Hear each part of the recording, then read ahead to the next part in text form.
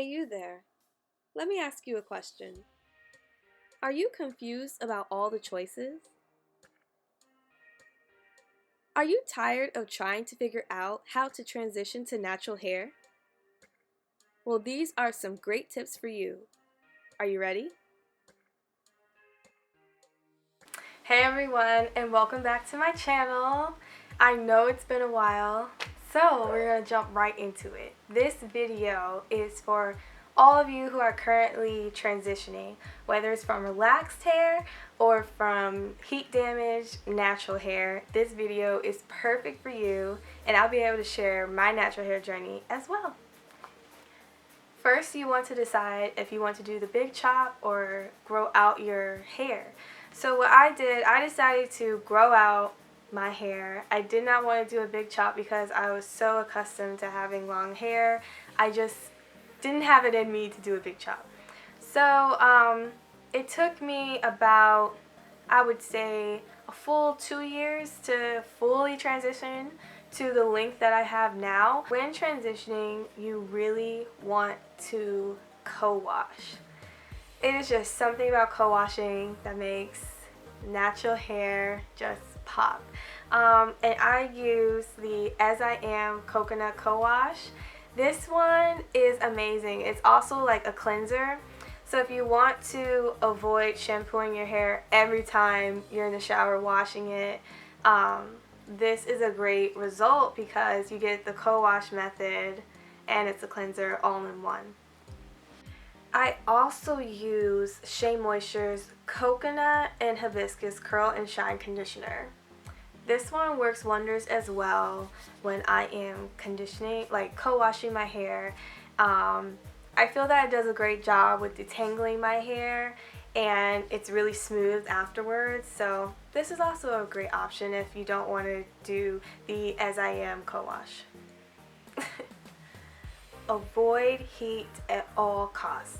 Avoid it completely. It'll make your transitioning phase that much easier and less frustrating. I mean, at first you may be frustrated with having to avoid heat as a whole, but to offset that way of thinking, you should try protective styles.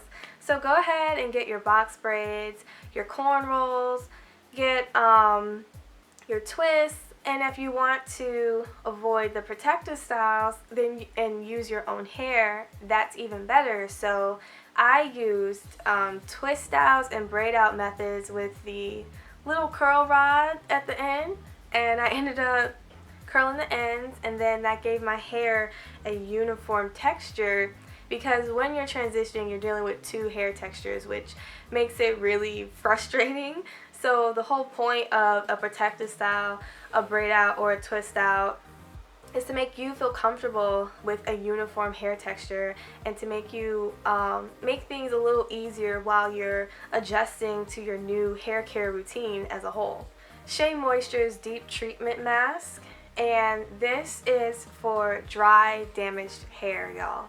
So what I would do after I co-washed my hair on wet hair, I would put the Deep Treatment Mask from Shea Moisture all over in sections and then leave it on for about 10 to 15 minutes, just once a week.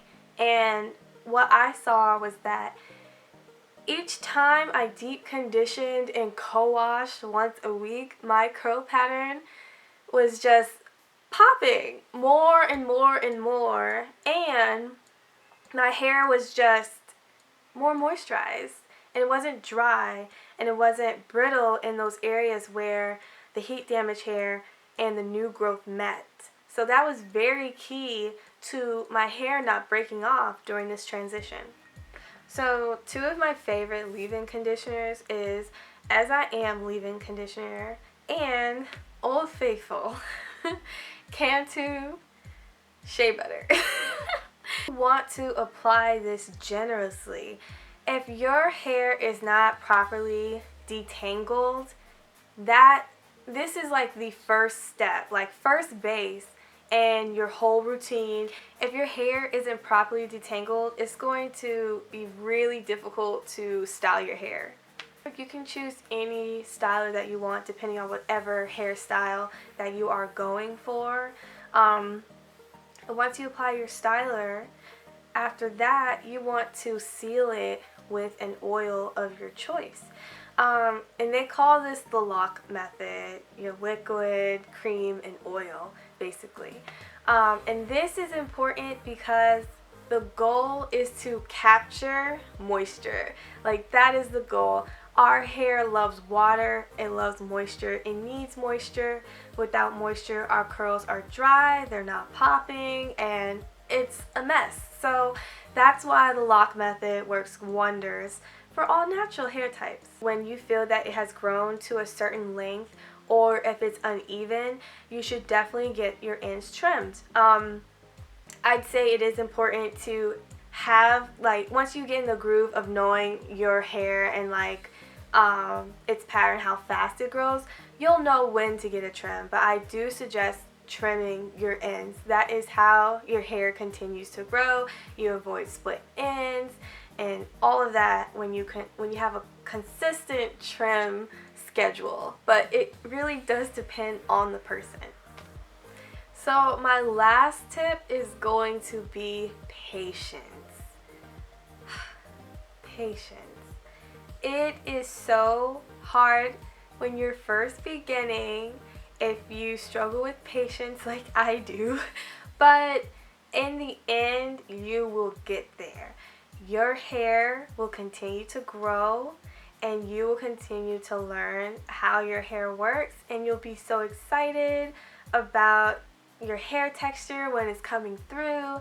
I remember, and I'll continue to put pictures up on the sides, but I remember when my curl pattern was just coming and I was ecstatic. I was like, oh my goodness, like, I love my hair texture, oh my gosh, I never knew it looked like this.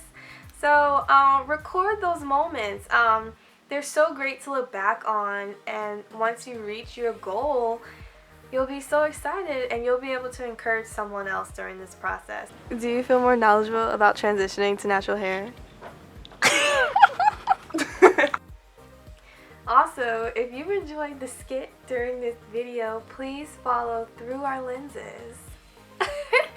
I have the link to their YouTube channel at the bottom, and they are amazing.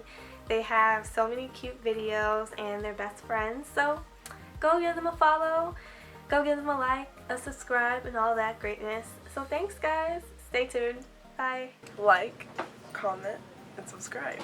Hey!